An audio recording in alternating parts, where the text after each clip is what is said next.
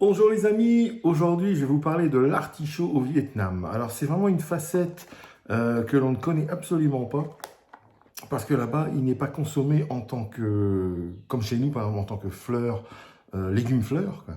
Nous on consomme le légume fleur et le cœur. Là-bas pas du tout. Par exemple dans le nord du pays ça n'existe pas sur les étals des marchés ni dans les boutiques, je n'en ai jamais vu. Et un guide m'a dit, oui, oui, c'est parce que nous, on l'utilise en tant que, au niveau médicinal. C'est une plante médicinale. Donc, on coupe les tiges, et les fleurs, et la fleur, et surtout comment dire, les feuilles, parce que le médicament est dans les feuilles. Alors, c'est quelque chose qui a des vertus médicinales au niveau détoxification du foie, vésicules, reins, nickel. Donc ça, c'est antioxydant et c'est anti-cholestérol aussi. Donc ça, il paraît que c'est génial au niveau cardiovasculaire et tout ce qui est digestion.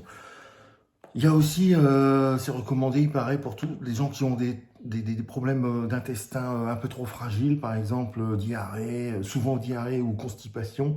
Ça permet de réguler, de revenir à la normale. Donc c'est une aide supplémentaire. Donc intéressant, franchement intéressant. On retrouve ces plantes séchées dans des grands sacs énormes. Alors soit on peut les prendre en tisane directement. C'est assez violent, c'est assez fort, hein. Au niveau goût, c'est un goût assez astringent, donc c'est vraiment très très fort. Souvent, ce qu'ils font, c'est qu'ils font des mélanges avec des fruits, des fleurs, des choses comme ça, des pétales de fleurs.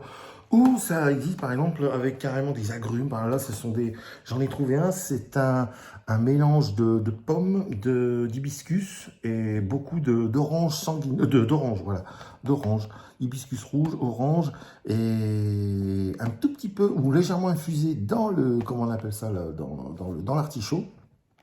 Et c'est très très doux, ça vous laisse vous le sentez pas au début, vous le sentez qu'à la fin, ça laisse un arrière-goût assez doux, donc ça passe beaucoup mieux, c'est vraiment nickel. Et là-bas, ils appellent ça ils prononcent pas le R, donc ça s'appelle atisso. Vous verrez, c'est vraiment très utilisé là-bas, mais pas comme chez nous, vraiment, ça n'a rien à voir, donc c'est intéressant de voir ça. Vous le verrez par vous-même, vous le connaîtrez par vous-même au Vietnam. Merci à vous. Ciao, ciao.